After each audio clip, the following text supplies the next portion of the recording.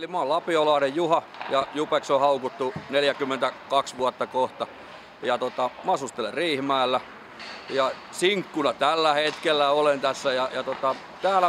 Tässä lätkäporukassa mä tulin mukaan 2003. Mulla on amputoitu 2003 vuonna tää hanska ja sitten huomasin, silloin oli Lahdessa kun Lohjalla oli noin MM-kilpailut, niin huomasin telkkarista jutun ja sen jälkeen otin joukkueeseen yhteyttä. Mulla 84 vuonna niin todettiin syöpä. Se lähti siitä, että mä sain kovan iskun jääkiekkopelissä niin tuohon ranteen ja kyynärpään puoliväliin. Mä olin silloin 13-vuotias poika.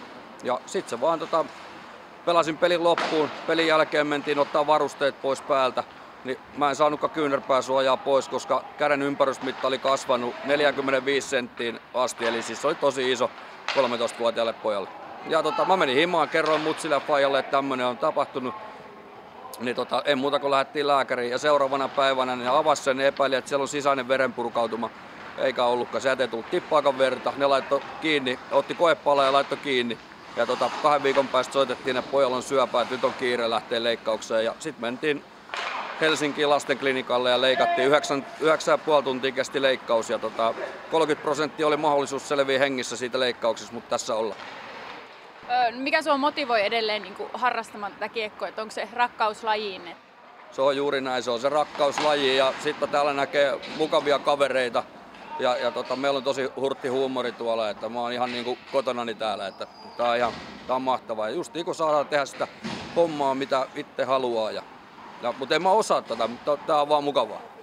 Mitä sä teet muuta tämän jääkiekon lisäksi, kun ei tällä nyt välttämättä ihan pelkästään tätä voi tehdä kuitenkaan?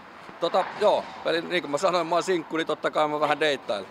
No, mutta teen mä duuniikin. Mä oon 7,5 vuotta nyt ollut tuossa yhdessä firmassa duunissa Leppävaarassa ja semmoista. Sulla on tämmönen erikoinen systeemi tuossa sun mailassa, että miten se laitetaan kiinni, niin jos kerrot vähän siitä.